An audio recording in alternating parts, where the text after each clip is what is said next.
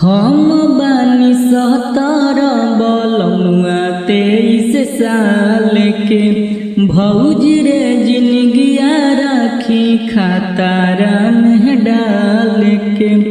हम बानी 17 बलमुआ 23 साल के भौजी रे जिनगिया राखी खातारा में डाल के।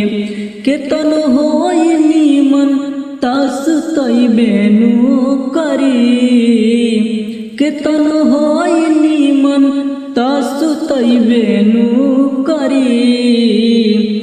आतना फरक बाऊ मिरिया में कमरिया त दुखैबेनु करी। आतना फरक बाऊ मिरिया में कमरिया त दुखैबेनु करी।